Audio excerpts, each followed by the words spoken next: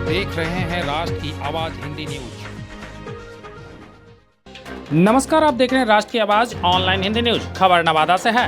नवादा में भाजपा जिला कार्यालय में नवादा भाजपा उम्मीदवार विवेक ठाकुर ने राजद के मैनिफेस्टो पर वार किया है।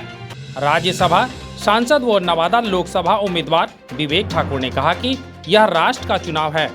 राजद के तेजस्वी यादव ने जो मैनिफेस्टो लाया है वह बताएं कि यह राज्य का मैनिफेस्टो है या देश का मैनिफेस्टो है।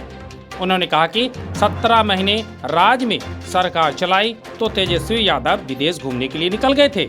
उन्होंने क्यों नहीं किया? 17 महीनों का वक्त मिला, 6 एयरपोर्ट बनाना था, उन्होंने 6 एयरपोर्ट पर क्यों नहीं काम लगाया और आज मैनिफेस्टो ला रहे हैं। उन्होंने आगे कहा कि यह लोकसभा की चुनाव है। लोकसभा चुनाव में मैनिफेस्टो पूरे देश के लिए लागू किया जाता है। यह एक राज्य का चुनाव नहीं है कि इस राज्य में मैनिफेस्टो लागू किया जाए। वह बताएं कि आज तक क्षेत्रीय पार्टी होकर भी आप लोगों ने क्या किया है। नवादा जिला से अनिल शर्मा की रिपोर्ट। मैनिफेस्टो जारी किया, उसमें तेजस्वी ने ये कहा है कि हम 200 यूनिट बिजली मुफ्त देंगे। कई चीज़ों की उन्होंने घोषणा कर दी। इसके साथ साथ उन्होंने कहा कि जो बीजेपी कर रही है वो उसका जवाब भी दे। और मैनिफेस्टो में साफ कहा है कि बिहार को परिवर्तित करेंगे, युवाओं को के लिए बहुत कुछ करेंगे, जो परीक्षार्थी हैं, जो परीक्षा देने वाले उनके लिए बहुत कुछ करेंगे। विवेक जी, इसको कैसे लेते हैं आप?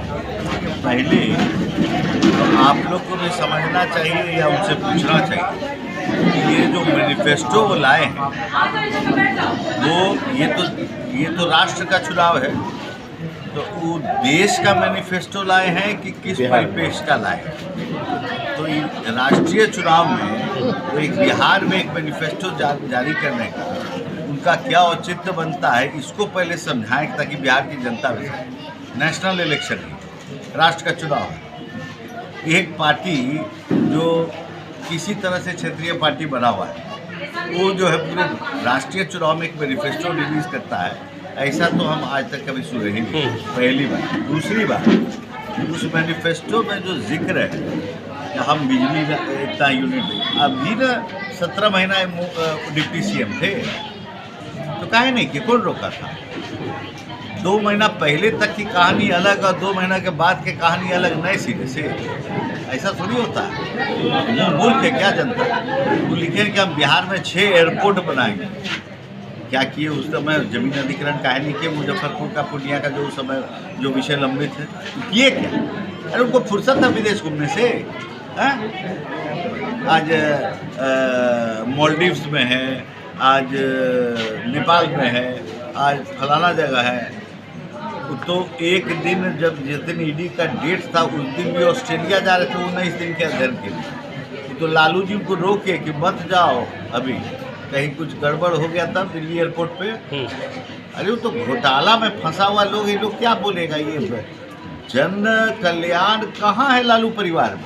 ये तो स्व कल्याण का परिवार है।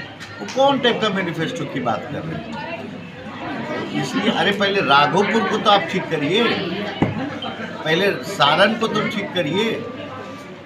अब कहिएगा कि हम वहाँ के वासी नहीं हैं। एक आदमी महुआ में बैठे हुए हैं, एक बहन पाटलिपुत्रा जा रही है। पावर में तो आप रहे किसी लोग में, कुछ करते, एक चीज़ कर देते, कुछ पाटलिपुत्रा में ही हो जाता। तो कहाँ जनता से कहाँ? ये तो जैसे स्वरोजगार होता है वैसे ही तो इन लोग की स्व अर्जन में रहते हैं। इसलिए क्या मतलब है इस मैनिफेस्टो का? उसमें तो ये भी जिक्र है मैनिफेस्टो में कि रेलवे की बहाली 2014 के पहले के मापदंडों के अनुसार होगी, ये भी हम लाएंगे। तो क्या है था 2014 के पहले?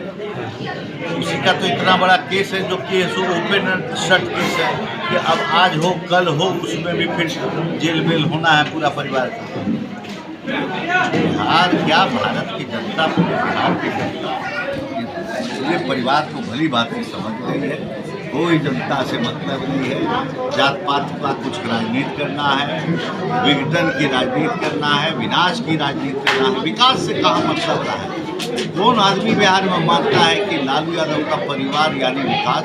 कोई नहीं, विनाश से जरूर परिचय। मुकेश सहनी ने भी कह दिया है कि हमको पहले लिए थे अब फिर धोखा दे के सब एमएलए को हमारा तोड़ दिए। और उसके बाद अब तो हम जिंदगी में नहीं जाएंगे। हम दोनों भाई मिलके देखिए जिस तरह से संतरा वो हेलीकॉप्टर में दिखाए, उसके बाद मछली पर वो कहने लगे कि ये लोग जलते हैं।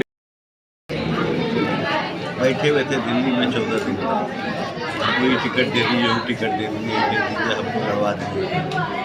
फिर विधानसभा आएगा, देखिएगा क्या होगा। पिछला विधानसभा में क्या होगा। अरे जिसमें स्थायित्व तो नहीं है, जिसको कि कोई मतलब नहीं है निषाद समाज से, उस समाज की बात करके आड़ में सब लोग अपने आप को खड़ा किया, समाज पीछे छूट गया, अपने आप को आगे बढ़ाया। चौधरी समाज का एक ही मांग है कि चौधरी समाज का जो पुश्तैनी धंधा था, ताड़ी व्यवसायी, उसको लेकर के कई लोग जेल में हैं। ये बात उस पर आप लोग चौधरी समाज के साथ बैठे हैं। चौधरी समाज के लिए भाजपा क्या करेगी? देखिए, सबसे पहली बात इस पर बहुत विस्तार से समाज में मेरी इस पर चर्चाएं हुई। ये बात सही है कि जो मत निषेध कानून जो बना है आज सरकार, उसमें ताड़ी भी जो है सम्मिलित हो। क्यों आने क्यों मत हुआ है, और उसके चलते इस समाज को काफ़ी झेलना पड़ा। लेकिन आने वाले समय में मैं आपको आश्वस्त करता हूँ कि कुछ अध्ययन चल रहा है। कुछ दिनों पहले भी बैठक हुई थी, हमने कहा है कि उसका फल और गुणवत्ता, इसका फूड का लैब रिपोर्ट जो है वो हमारी रेफरी भी है, उनको अधिकृत किया गया है कि उसको जो है वो लैब रिपोर्ट को निकालने का काम करना है, टेस्ट कराने का काम, क्योंकि उसमें गुणवत्ता नहीं है। उसका समस्या क्या होता है, जब वो फल का रस जो है वो थोड़ा पुराना हो जाता है, जिसको बोलते हैं फर्मेंटेशन, जब हो जाता है तब उसमें जो है वो उसमें कुछ नशा जैसा कुछ होता है। लेकिन ये भी है, आज तक कोई मृत्यु उससे नहीं हुई, और देहात में पारंपरिक रूप से जॉन्डिस का इलाज भी ताजे उसके दूध से लोग करते रहे। तो इसको आधार बना के आने वाले समय में मैं खुद इस बिहार सरकार से पहल करने जा रहा हूँ कि इसको उस कानून से इसको हटाया जाए और एक विस्तृत रूप में इसका रिपोर्ट जो है पेश करने जाए। आने वाले पार्टी समाज